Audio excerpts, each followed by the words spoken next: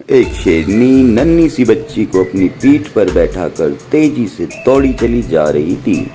भगवान करे कुछ ऐसा करिश्मा हो जाए आज जो मेरी बच्ची इस जालिम से बच जाए।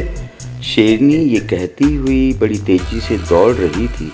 तभी एक तेज रोशनी वहाँ चारों ओर फैल गई। रूपा रुक जाओ, भगवान ने अपना संदेश तुम तक भिजवाने के लिए मुझे भेजा है। तुम अपनी बच्ची को बहती हुई इस नदी में रख दो, ऊपर वाला इसकी रक्षा स्वयं करेगा। रूपा अपने भगवान पर अटूट विश्वास रखती थी। रूपा ने कुछ नहीं सोचा और उसने अपनी बच्ची को लकड़ी के बने एक ताबूत में रख दिया।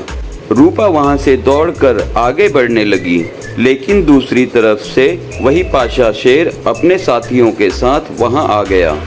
कहाँ तक भागेगी तू? मेरे कहर से नहीं बच पाएगी। तू हमेशा से अच्छाई से, ईमानदारी से सभी जानवरों को अपनी तरफ करती आई है, लेकिन अब तेरा नाम मुर्दों में लिया जाएगा और सभी जानवर मेरे डर से कांपेंगे। पाशा ने रूपा शेरनी को दर्दनाक मौत दी और उधर तेज पानी के बहाव में बहता बहता वह बक्सा उस नदी तक पहुंच गया जो पाशा के महल के पीछे पड़ती थी।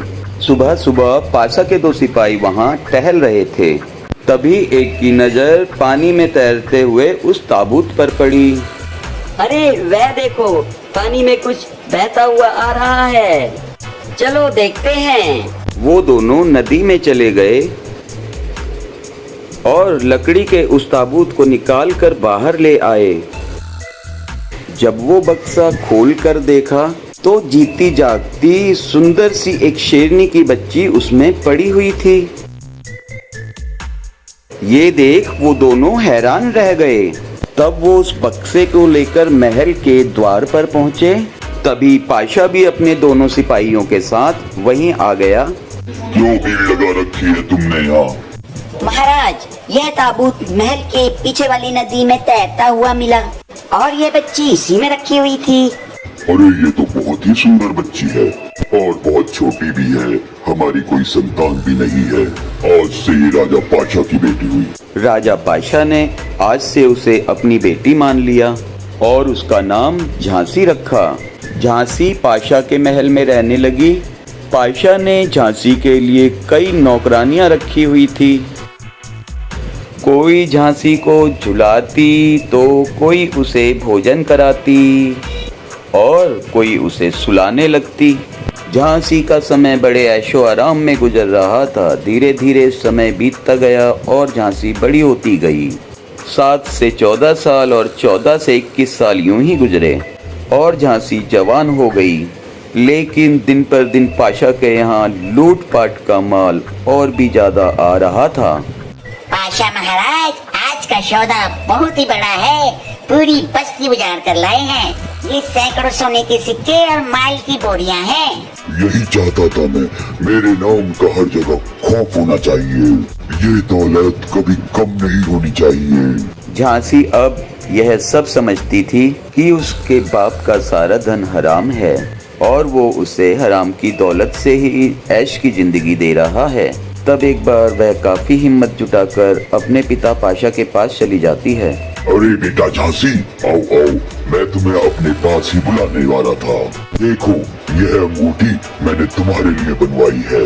इसके अंदर बहुत ही कीमती मोती लगा हुआ है। तुम हमेशा इसे अपने पास रखना। पाशा ने वह खूबसूरत अंगूठी अपनी बेटी के हाथ में पहना दी।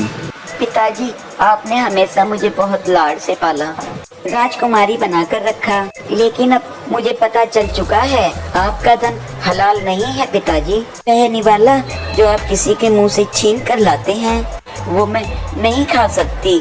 इसीलिए पिताजी, आपको यह काम छोड़ना होगा, नहीं तो मैं यहाँ से चली जाऊंगी। देखो बेटा झांसी, मेरी कोई संतान नहीं थी, इसलिए तुम्हें अपनी संतान बनाकर बड़े लाड़ प्यार से पाला। लेकिन मैं अपने धन से बहुत प्यार करता हूँ और मैं अपना धंधा कभी नहीं छोड़ सकता। झांसी अपने पिता की दी हुई अंगूठी पहनकर वहां से चली जाती है और तभी उसने यह फैसला कर लिया कि वह यह जंगल छोड़ देगी। झांसी अपने पिता का जंगल छोड़कर एक अजीब से जंगल चली गई जो बहुत घना और डरावना था। वहां से अजीब अजीब तरह की आवाजें आ रही थी। अरे ये कौन पागल है जो वहाँ उन खूंखार भूखे जानवरों के सामने अपनी सांसें गंवाने जा रही है। ये जो भी है वो उसे छोड़ेंगे नहीं, एक ही पल में उसकी धज्जियां उड़ा कर रख देंगे। झांसी उस जंगल में आकर उदास मन से खड़ी हो गई और वो खूंखार जानवर बड़ी तेजी से उसके पास आए और वो चाहते हुए भी झांसी का कुछ नहीं बिगाड़ पाए।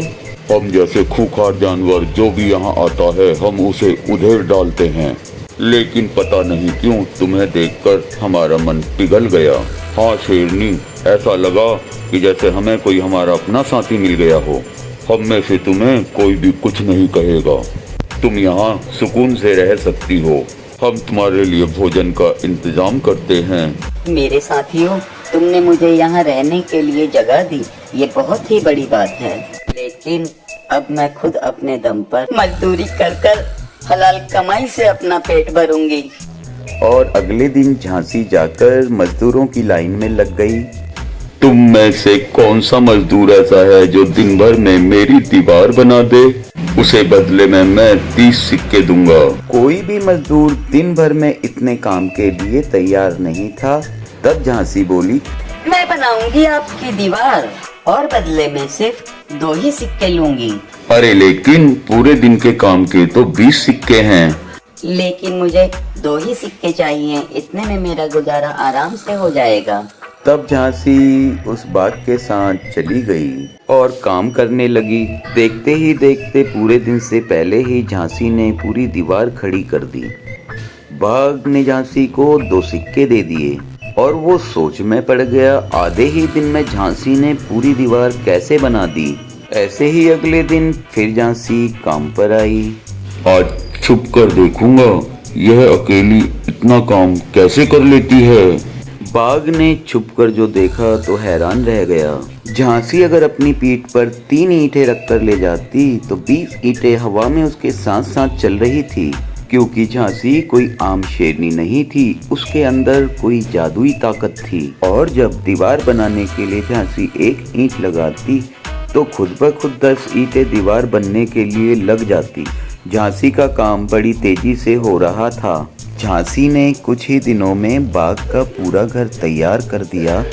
और तब एक बार झांसी रात में पेड़ के नीचे खड़ी हुई थी।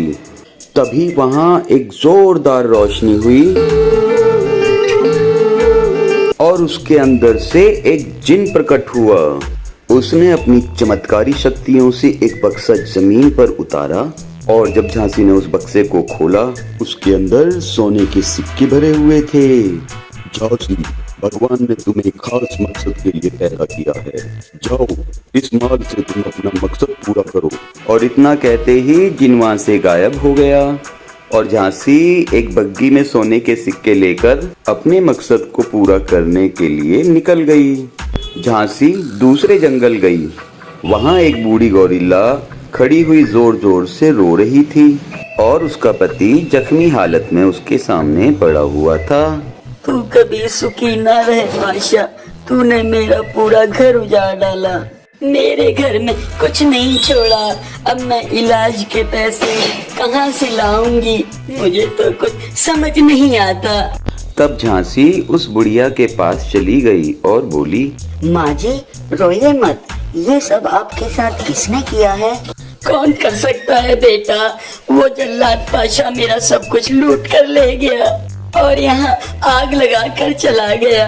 मेरे पति को उन्होंने बुरी तरह से जख्मी कर दिया। माँ जी आप चुप हो जाइए, ये लीजिए, ये कुछ सोने के सिक्के हैं, इनसे आप अपने पति का इलाज करा सकती हैं और अपना दूसरा घर भी बसा सकती हैं। बेटा तुम्हारा बहुत शुक्रिया, तुम्हारा बहुत बड़ा दिल है। यहाँ पास में भी बहुत से गरीब रहते हैं, तुम चाहो तो उनकी भी मदद कर सकती हो। झांसी पास के एक घर में चली गई जहां मादा भालू एक बर्तन में अपने बच्चों के लिए कुछ पका रही थी, लेकिन बर्तन बिल्कुल खाली था, उसमें कुछ नहीं था। माँ जल्दी से भोजन बनाकर ले आइए ना, हम 4 दिन से भूखे हैं। छोटा भाई अपने हाथ खा खा कर थक गया है। बेटा इसे बनने में थोड़ा भी और समय लगेगा, तब तक तुम दोनों सो जाओ, इससे तुम्हारी भूख शांत हो जाएगी। मेरे बच्चों मादा भालू अपने बच्चों को इस तरह से बहला रही थी। तभी झांसी तुरंत उनके पास गई और कई सोने के सिक्के मादा भालू को दे दिए। मादा भालू बड़ी खुश हुई। इसी तरह से झांसी यहाँ की व्यवस्था को यहाँ से यहाँ तक ले आई और सब बड़ी खुशहाली से रहने लगे। और झांसी जिस जंगल में रहती थी वहाँ के सभी जानवरों को भी पेट भर के भोजन मिलने लगा, तो वो किसी का भी शिकार नहीं करते। झांसी की अच्छाई की वजह से उसके चर्चे बहुत दूर दूर तक थे। वो जहाँ भी जाती उसकी इज्जत में सभी जानवर अपना सर नीचे झुका लेते थे। और उस समय यूं ही बीत चला। एक बार उसी बाघ को अपने घर में कुछ काम करवाना था। वो झांसी को ढूंढता ढूंढता उसी तक पहुंच गया, लेकिन उसने देखा झांसी एक जगह पर पड़ी हुई थी। बेटा झांसी, क्या हुआ तुम्हें, क्या हुआ? लगता है मेरा वक्त अब करीब आ गया है बाघ। तुम मुझ पर एक एहसान करो। ये अंगूठी ले जाकर मेरे पिता पाशा को दे देना और उनसे कहना मैं दुनिया की कोई भी कीमती वस्तु अपने साथ नहीं लेकर जा रही हूँ। उनसे एक सवाल भी जरूर करना बाघ। क्यों वो दुनिया की बद्दुआएं लेकर खुद को दुनिया का मसीहा बनाना चाहते हैं? उनसे जरूर पूछना बाघ। इतना कहते ही शेरनी ने वहीं दम तोड़ दिया और बाघ वो अंगूठी लेकर पाशा तक पहुंचा। बाघ ने वो अंगूठी पाशा को दी और उसे सब कुछ बताया। पाशा तुरंत बाघ के साथ झांसी से मिलने आ ही रहा था। उसने देखा जानवरों की बहुत बड़ी भीड़ झांसी के दुख में रो रही थी। तुम तो हमारी रक्षक थी, हमें छोड़कर क्यों चली गई झांसी? तुम तो हमारे जीवन में एक रोशनी लेकर आई थी, तुम हमें छोड़कर क्यों चली गई झांसी, क्यों? पाशा ने देखा हर जानवर झांसी की अच्छाई को याद कर कर के रो रहा था और रूपा की बेटी झांसी ने जाते जाते पाशा को बहुत बड़ा सबक दे दिया कि यहाँ ना तो कोई कुछ लेकर आया था ना ही कुछ लेकर जाएगा। तुम्हारी अच्छाई और तुम्हारी बुराई ही तुम्हारी पहचान कराएगी। और तब से पाशा ने सारे हराम काम छोड़ दिए और मेहनत मजदूरी करके ईमानदारी से अपना पेट भरने लगा। तो साथियों, यह कहानी आपको कैसी लगी हमें कमेंट करके जरूर बताएं। कहानी अगर आपको पसंद आई तो इसको लाइक करना, शेयर करना ना भूलें और सब्सक्राइब जरूर करें।